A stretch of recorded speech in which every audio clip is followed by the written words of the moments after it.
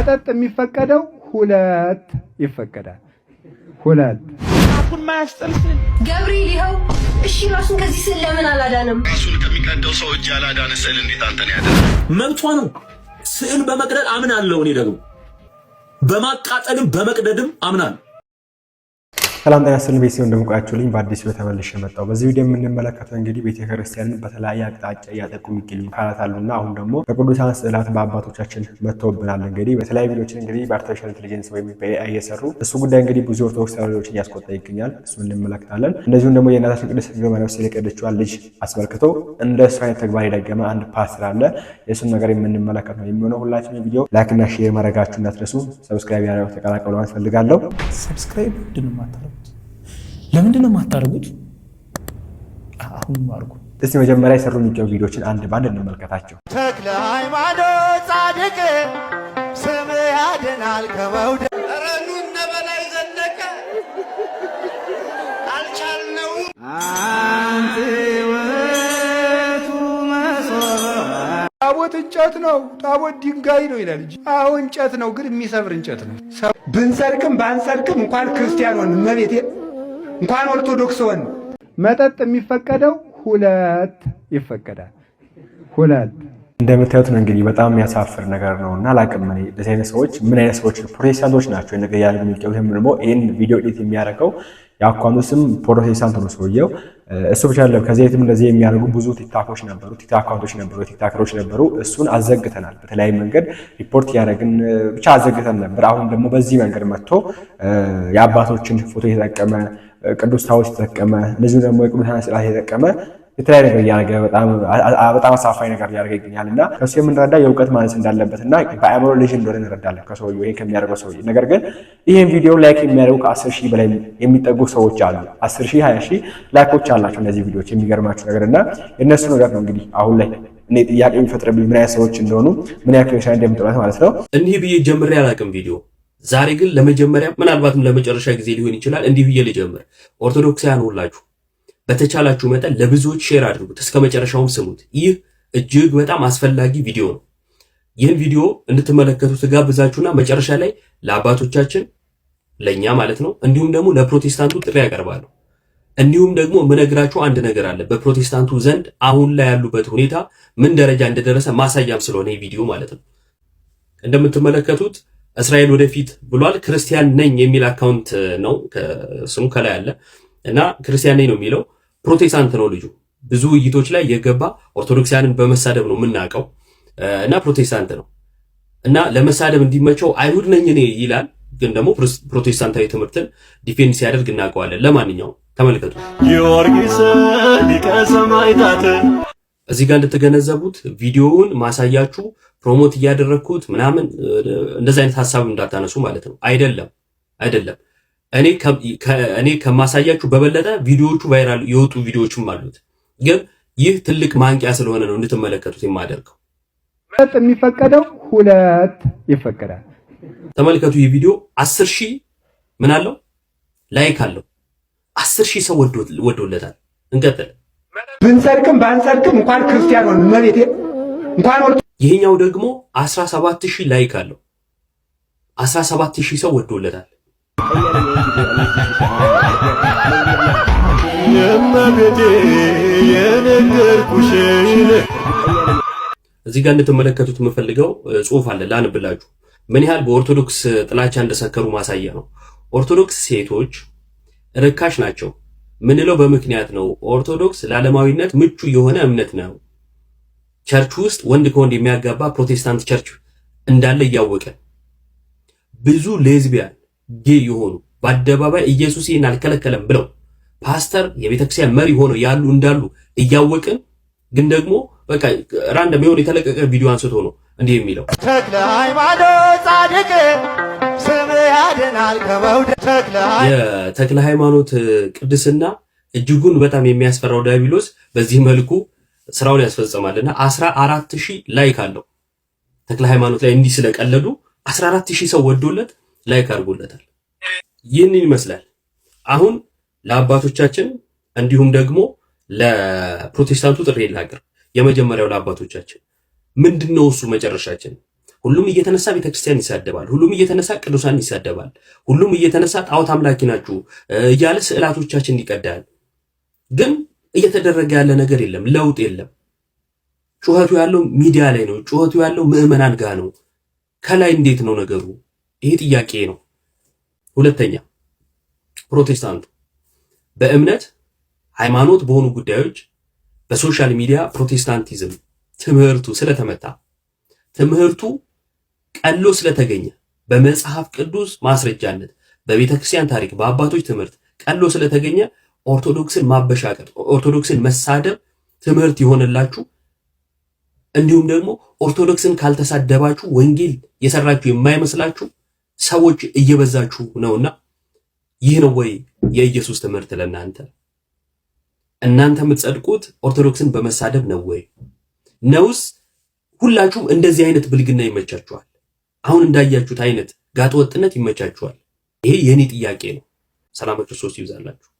ወንድማችን ኢዮብ ቃሎትን ያሰማልን ትልቅ መልእክት ነውና እኔ እዚህ ለአባቶች ባገረው ጥር ላይ መናገር የፈለገው ነገር አይደለም። እነዚህን በኤአይ በአርቲፊሻል ኢንተለጀንስ የሰሩ ቪዲዮዎች ይቅርና ማስቆም የሚችለው ነገር ይቅርና ማስቆም የሚችለውን ነገር መቼ አስቆም? አባቶች የሚባሉት አሁን ላይ ምን እየሰሩ ነው ራሱ ግራ የሚገባ ነገር ነው። ምክንያቱም ቤተክርስቲያን የሰደበች ነው የምትገኘው። ስዕላቶቿ ይቀርዳሉ። ይሄ በኤአይ ነው ሰረከው። ይሄ የሰራው በኤአይ ነው። በእጃቸው ይዘው ይሄው እያሉ የሚቀርዱ አካላት አሉ። ምንም ሲደረግ አንመለከትም። በሻ የሚሳደብ አካላት አሉ። ጳጳሳት ግብረ ሰዶማውያን ናቸው ለዘቢያን ናቸው ብሎ የተናገረ አካል ምንም አልሆነም። መጥቶ በፖሊስ ታጅቦ ነው ከዚህ ሀገር የወጣውና እነዚህ አባቶች ለዚህ ነገር ምላሽ ጣሉ ብሎ መጠበቅ እኔ አላቅም። ተስፋ ይሄ ተስፋ ምን ይገባል ብዬ አላስብምና ሲያኑ ወንድማችን የሰራው ቪዲዮ እንመልከት። ብንሰርቅም ባንሰርቅም እንኳን ክርስቲያን ሆን መቤቴ እንኳን ኦርቶዶክስ ሆን ይህን ቪዲዮ አይታችሁ የምታሳልፉት በሰማይ ቤት እንዳትጠየቁ በጻድቁ አባታችን ስም ይያችኋለሁ። ለብዙ ክርስቲያኖች ኮፒ ሊንክ አድርጉና ብንሰርቅም ባንሰርቅም እንኳን ክርስቲያን ሆን መቤቴ እንኳን ኦርቶዶክስ ሆን ተክለ ሃይማኖት ጻድቅ ስም ያድናል ከመው መናፍቃኖች በአባቶች መቀለድ ለምናቸው? እናንተ የክርስቶስ ጠላቶች በቅዱሳን አባቶቻችን መቀለድ ለምናቸው? አንብቡ ይህንን ኮሜንት አይታችሁታል። እናንተ ናችሁ ጣዖትን የምታመልኩት። እኛ ጣዖትንም አናመልክም። እኛ ቅዱሳን አባቶቻችንንም አናመልክም። እንወዳቸዋለን፣ እንከተላቸዋለን። ወደ ክርስቶስ መንገድ የሚመሩ እነሱ ናችሁ። ለነገሩ እኛ ነን የቅዱሳን ጠላቶች። ይህን ነገር አይተን ቀጥ ብለን እናሳልፋለን። እነዚህን ማጥፋት አቅቶን እኛ ነን የቅዱሳን ጠላቶች፣ የተዋሕዶ ልጆች።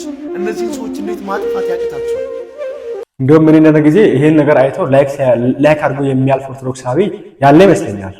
በእርግጠኝነት ይኖራል ላይክ አድርጎ የሚያልፍ ኦርቶዶክሳዊ ስቆ ማለት ነው። በዚህ ነገር ኮሜንት አድርጎ ምናምን በርቱልኝ ምናምን ብሎ ምክንያቱም ወንድማችን ባሮክን ያሳሰረ ኦርቶዶክሳዊ ይሄን ነገር አያደርግም ብሎ አላምንም። ይሄ ነገር ያደርጋል። ላይክ አድርጎ ኮሜንት ጽፎ በርቱልኝ ብሎ ኮፒ ሊንክ አድርጎላቸው ሪፖስት አድርጎላቸው ነው የሚያልፈው አብዛኛው ኦርቶዶክሳዊ። እንደዛ ነው ማምነው። ምክንያቱም እንዳልኳቸው ወንድማችን ብሩኬን ባላጠፋው ጥፋት ይታሰር ብሎ ፈርደውበት ወንድማችን አሳልፎ የሰጡ አካላት ይሄን ነገር አያደርጉም ማለት ሞራሉ የለም። እግዚአብሔር በሚያውቀው እንደዚህ ሞራል የለኝም እና እናንተም እንግዲህ በዚህ ጉዳይ ሀሳባችሁን ያስቀምጡበት። አሁንም ቢሆን አባቶቻችን አልረፈደም። እንግዲህ እኛ የምትሰሙ ከሆነ ልጆቻችሁን የምታዳምጡ ከሆነ መንጋው የምትሰሙ ከሆነ እውነት ለመንጋው የምትቆረቆሩ ከሆነ እውነት የጌታን ትእዛዝ የምትፈጽሙ ከሆነ መንጋው ጠብቁ የተባሉትና ለመንጋው የምትጨነቁ ከሆነ አሁን ጊዜ ያላችሁና ስራችሁን ስራ ትፈልጋለሁ። ራሱን ማያስጠልስን ገብርኤል ይኸው እሺ፣ ራሱን ከዚህ ስዕል ለምን አላዳንም? ራሱን ከሚቀደው ሰው እጅ ያላዳነ ስዕል እንዴት አንተን ያድናል? ስላድኖ ሰዎች ሲቀዱት ማጥፋት ይችላል አይችልም? በሉ ንገሩኝ እንጂ አመናችሁ። ይችላል አይችልም? ሲቀዱት ለምን ዝም ይላል?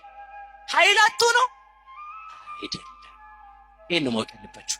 ስላድኖ ኃይል ስለሌለው ቀደድኩት ካለ ካዲ ክርስቶስም የተሸጠ ኃይል አጥቶ ነው። መልስልኝ። ይሄንም ነው እኮ ያልኩ አይደለም። ክርስቶስ የተሸጠው በመሸጥ ውስጥ እኛን ስለሚዋጅን ነው። ክርስቶስ የተሸጠው ተመልከቱ፣ ወዶ ፈቅዶ እንጂ በስልጣናቸው አይደለም። የታሰረውም በስልጣናቸው አይደለም። የሞተውም በስልጣናቸው አይደለም። በፈቃዱ ነው የሞተው። መብቷ ነው። ስዕል በመቅደድ አምናለሁ። እኔ ደግሞ በማቃጠልም በመቅደድም አምናለሁ። ማጥፋት ነው። መጀመሪያ እመቤታችንን አይወዷትም ነበር። አሁን የጌታ እናት ናት አሉ። አሁን ደግሞ የጌታ እናት ናት ብለው ከተጠጉ በኋላ ደግሞ ስዕል መቅደድ ያዙ።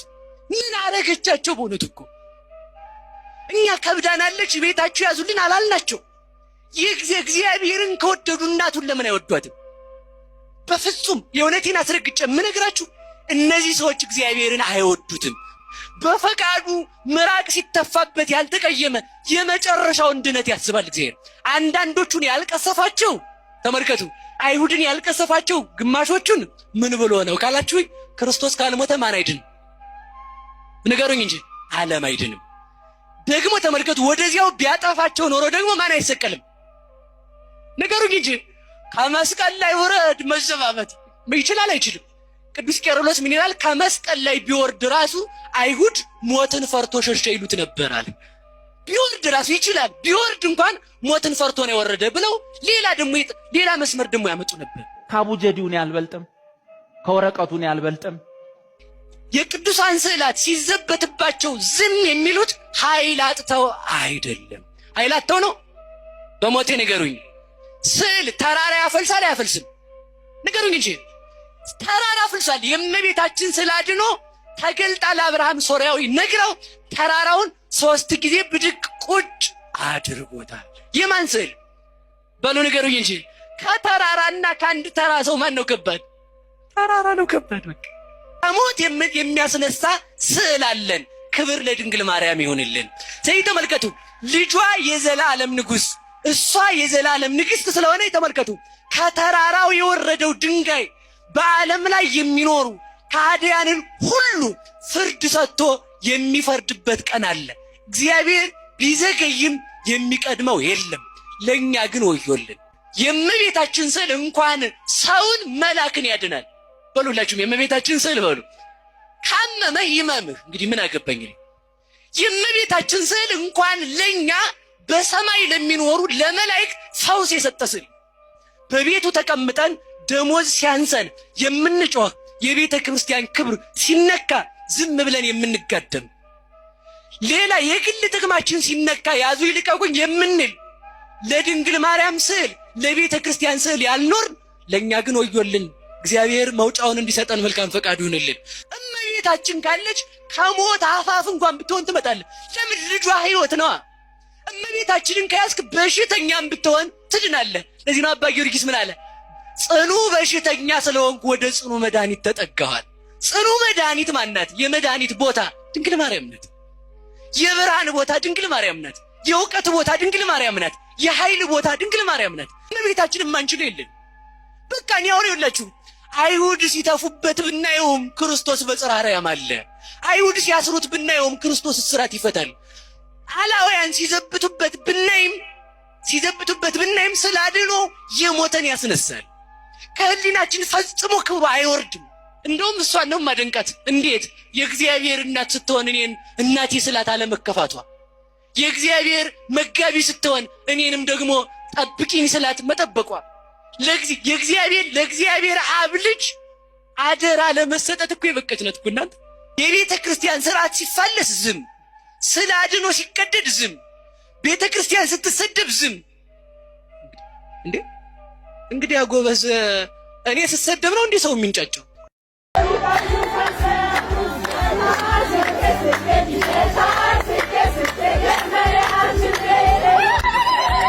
እንደው በፈጠራችሁ ይሄን ቪዲዮ ለብዙ ሰው እንዲደርስ ፈልጋለሁ። በተለይ ለፕሮቴስታንቶች ይሄን ቪዲዮ እንዲደርሳቸው እንፈልጋለን።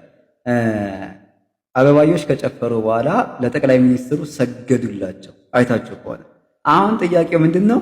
ለፕሮቴስታንቶች ነው የምንጠይቀው። እኚህ እናት ለጠቅላይ ሚኒስትሩ የሰገዱት ምን አይነት ስግደት ነው? እኛ ኦርቶዶክሳውያን እናውቀዋለን። ምን አይነት ስግደት ለማን እንደሚገባ እንዴት እንደሚሰግድ እናውቃለን። ግን አሁን ፕሮቴስታንቶች ሆይ እኚህ እናት ለጠቅላይ ሚኒስትሩ የሰገዱት ስግደት ምን አይነት ስግደት ነው? መቼስ አምልኮ ነው አትሉንም? ጠቅላይ ሚኒስትሩን እያመለኳቸው ነው አትሉንም? ስግደት ለኢየሱስ ብቻ ትላላችሁ። በእርግጥ አሰግዱም። እኔ በጣም ግርም የሚለኝ ምን ታውቃላችሁ? ፕሮቴስታንት እንደ ፕሮቴስታንት የሚመቸኝ ነገር የለም። ስግጥ ብለው ይቃወማል። የሀገር መከላከያ ዳር ድንበርን ይጠብቃል፣ መምህር ያስተምራል፣ ዶክተር ያክማል። ፕሮቴስታንት ደግሞ ልክ እንደ ስማቸው ፕሮቴስት ማለት ነው፣ መቃወም ማለት ነው። አሁን ስግደት ለኢየሱስ ብቻ ይላሉ፣ ግን አይሰግዱም። እንዴት እንደዚህ ነው የሚሰግዱት? እንደዚህ ነው የሚሰግዱት? አይሰግድም። የምሰግደው በሬን ዘግቼ ነው? እንደዚህ ብሎ አማርኛ የለም። አትሰግድም። ነገር ግን ይሄንን ግን እንድትነግሩኝ ይፈልጋል። ምን አይነት ስግደት ነው እኚህ እናት የሰገዱት?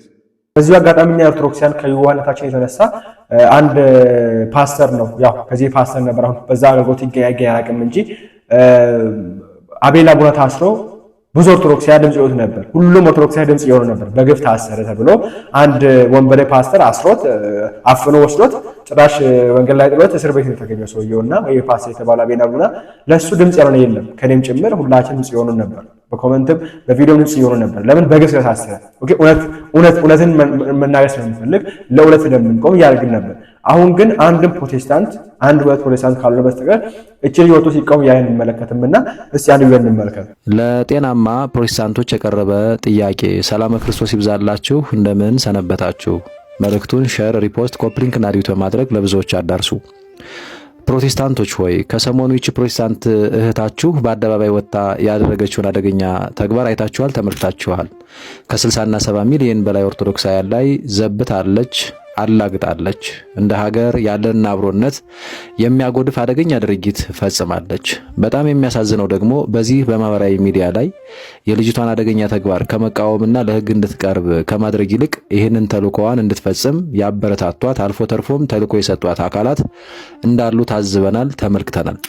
የፈጸመችውንም ተግባር በአንድም በሌላ ሲያወድሱ ጥቂት የማይባሉ ፕሮቴስታንቶችን አይተናል። ይሄ እጅግ በጣም ያሳዝናል። ጥያቄ ለጤናማ ፕሮቴስታንቶች ነው። ይቺ ልጅ የፈጸመችው ተግባር ትክክል አይደለም፣ እኛን አትወክልም፣ ለሕግ ትቅረብ የሚል ድምፅ ከእናንተ እንጠብቅ ነበር። እንዲህ ስትሉ ግን እኔ አላየሁም፣ አልሰማሁም። እንዲህ ያለ ነውር ፈጽማ ዝም ያላችሁት በድርጊቷ ተስማምታችሁ ነው ወይስ ምንድን ነው? የእኛ የኦርቶዶክሳውያን ልብ ተሰብሯልና ለዚህ ጥያቄያችን ምላሽ እንፈልጋለን። ልጅቷ እናንተን የማትወክል ከሆነ የፈጸመችውንም ተግባር የማትደግፉ ከሆነ በሕግ እንድትጠየቅ ከእኛ ጋር ልትቆሙ ይገባል። በዚህ አጋጣሚ በአደባባይ ክርስትናችን ላይ ያላገጠችና የተዘባበተችን ሰው ትቶ ለምን ይህን አደረግሽ ብሎ የጠየቀን ወንድማችንን ማሰር ተገቢ አይደለምና ባሮክ ወንድማችን ሊፈታና ነውር የፈጸመችው እህት ግን በሕግ ልትጠየቅ ይገባል።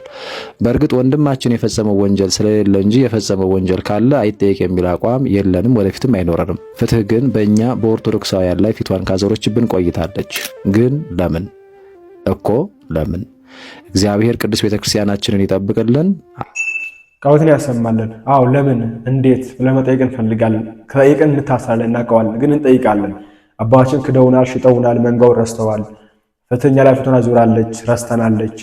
አናውቅም ወደ ማን እንደምንጮህ በይሳትና የህግ አካላትም ያው እኛው ላይ በሚደነፉት መጥተው ሌላ ማንም አይነኩም። በዚህ መንገድ ስዕል የቀደደች ቤተክርስቲያንን እያወረደች የምትገኝን ራሷ የቀለች ሴትዮ ያላሰረ የህግ አካል ኦርቶዶክስ ያለ መቶ ደፍቶ ነው ልጁን መቶ ከቤት ከልጁ ከህፃን ጋር ከጨቅላ ልጅና ከባለቤቱ ገና ካልጠገባት አይቶ ካልጠገባት ባለቤቱ ለይቶ ይዞ ያሰረውና ይሄ ውርደት ነው። እንደ ሀገር በጣም የሚያዋርደን እንደ ዓለም ደግሞ መንግስት እንደ ዓለም ህግ ደግሞ የሚያስጠይቀን ነገር ነውና አንድ ቀን በዚህ ጉዳይ ዋጋ ተከፍሉበታላችሁ። ዛሬ ይሄን ነገር ያያችሁ ዝም የምትሉ ያያችሁ ኦርቶዶክስ ላይ ብቻ የምትፈርዱ እኛ ላይ ብቻ የምትፈርዱ እኛ ላይ ብቻ ኃይላችሁ የምታሳቅማችሁ የምታሳዩ እኛ ላይ ብቻ አንቀጽ የምትጠቅሱ አካላት አንድ ቀን ዋጋችሁ ታገኛላችሁ። ከማን ከእግዚአብሔር ዘንድ የምታገኙት ምድራዊ ኃይል እንግዲህ ዋጋ ሊሰጣችሁ አንጠብቅምም፣ የሚሰጣችሁ አለብን አናስብም። ግን ከእግዚአብሔር ዘንድ ዋጋ እንደምታገኙ በዚህ አጋጣሚ ማስተላለፍ ፈልጋለሁ። እስቲ አንድ አስተማሪዎች ላይ እንመለስ። ዛሬ መስከረም 10 ትናንትና ቪዲዮ ላይ እንደነገርኳችሁ ዛሬ የእናታችን የቅድስተ ቅዱሳን የቅድስት ድንግል ማርያም ወላዲተ አምላክ እመብርሃን ስነ ስዕሏ ድንቅ ተአምርን ያደረገችበት ከ33ቱ አበይት በዓላት አንዱ የሆነው ጼዴንያ ማርያም የሚባለው ታላቅ ክብረ በዓሏ ነው። ትናንትና እንደነገርኳችሁ ይህች የእናታችን የቅድስት ድንግል ማርያም ስነ ስዕል ስጋን የለበሰች ትመስላለች። ከፊቷም ላይ ወዝና እንባ ይንጠበጠባል። ይህችን ስነ ስዕል ከአራት ወንጌላውያን አንዱ የሆነው ቅዱስ ሉቃስ የሳላት ሲሆን አሁን በዚህ ሰዓት ኢትዮጵያ ውስጥ ነው ያለች ተብሎ ይታሰባል። እሱም ጣና ገዳማት ውስጥ አባታችን አቡነ በትረ ማርያም የመሰረቷት መሃል ዘጌ አዝዋ ማርያም ውስጥ ትገኛለች ተብሎ ይታሰባል። እርሷም በየዓመቱ መስከረም 10 ቀን እየወጣች ህዝቡን እየባረከች እንደምትገባ ሁላችንም የምናውቀው ጉዳይ ነው። ሌላው ዛሬ መስከረም 10 ጌታችን አምላካችን መድኃኔዓለም ኢየሱስ ክርስቶስ የተሰቀለበት ቅዱሱ ዕፀ መስቀል ወደ ኢትዮጵያ በ10 ቅዱሳን በ10 ከዋክብት አማካኝነት ወደ ኢትዮጵያ የገባበት ታላቅ ክብረ በዓል ጭምርም ነው። ተቀጸል ጽጌ ይባላል። በተጨማሪም ዛሬ መስከረም 10 እናታችን ቅድስት ሳባ ወይም ደግሞ ቅድስት ማክዳ ይህች ደግ ኢትዮጵያዊት ከ3000 ዓመታት በፊት የነበረች ሲሆን በመጽሐፍ ተጽፎ እንዳገኘ ነው ከታንዛኒያ እስከ የመን ድረስ ታስተዳደር የነበረች የኢትዮጵያ ንግሥት ናት። በመንፈሳዊ ደረጃ ደግሞ እግዚአብሔር የቀባውን ንጉሥ ፍለጋ ወደ ኢየሩሳሌም ተጉዛለች። ከዚያውም ሄዳ ስትመለስ አምልኮተ እግዚአብሔርን ከሥርዓተ ኦሪት ጋር ወደ ሀገራችን ይዛ መጣለች። ድንግልናዋ ለታላቁ ንጉሥ ለጠቢቡ ሰለሞን ሰጥታ ምኒልክን ወልዳለች። እሱ ነው የሚገርማችሁ፣ ይህች ንግሥት በፈጣሪያችን በመድኃኔዓለም በኢየሱስ ክርስቶስ አንደበትም ተመስግናለች። አዎ በማቴዎስ ወንጌል ምዕራፍ 12 ቁጥር 42 ላይ ንግሥተ አዜብ በፍርድ ቀን ከዚህ ትውልድ ጋር ተነስታ ትፈርድበታለች፣ የሰለሞንን ጥበብ ለመረዳትና ለማግኘት ከምድር ጥግ ድረስ መጥታለችና ተብሎ ተጽፎላታል። ይህች ደግ ኢትዮጵያዊት በስም ደረጃ ንግሥት ሳባ፣ ንግሥት ማክዳ፣ ንግሥት አዜብ እየተባለች ትጠራለች። ዛሬ መስከረም 10 የዕረፍት በዓሏ ነው።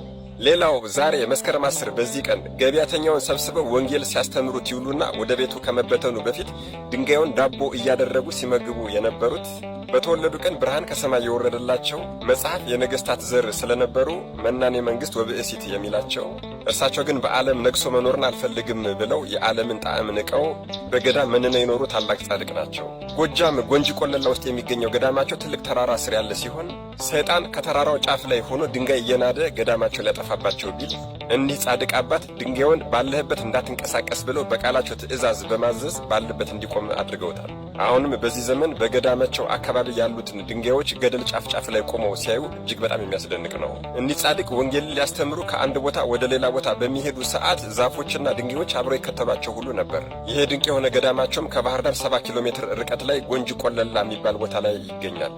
እኒህ ታላቅና ድንቅ አባት አቡነ ግርማ ስሉስ ዛሬ መስከረም 10 የዕረፍት በዓላቸው ነው። መድኃኔዓለም ኢየሱስ ክርስቶስ ከእናታችን ከቅድስተ ቅዱሳን ከቅድስት ድንግል ማርያም ከበዓሏ ከቅዱሱ ዕፀ መስቀል እንደዚሁም ደግሞ ከእናታችን ከቅድስት ሳባ ከታላቁ አባታችን ከአቡነ ግርማ ስሉስ ረድኤት፣ በረከት፣ ምልጃ፣ ቃል ኪዳን፣ ፍቅር ያሳትፈን፣ አይለየን። አሜን። ይቆየን። እኔ የምለው ያለ ድንግል ማርያም ሐዲስ ኪዳን ሊታሰብ ይችል ነበር? ያለ ድንግል ማርያም የብሉይ ኪዳን ፍጻሜስ ምን ሊሆን ይችል ነበር? ያለ ድንግል ማርያም ኢየሱስ የሚለውን ስምና ማንነቱንስ ልንረዳ ልናውቅ እንችል ነበር? አንችልም ነበር። ከድንግል ማርያም በፊት ልዩ ሶስትነት ነበረ። አንድም ሶስትም ነበር። በመለኮት አንድ በአካላት ሶስት። አንድ ሊቅ እንዲህ አለ፣ አልቦ ዘአይመሮሙ ለስሉስ ቅዱስ እምተሰገወቱ ለመድኃኒነ ቅድስት ድንግል ማርያም። ስሉስ ቅዱስን የሚያውቃቸው አልነበረም።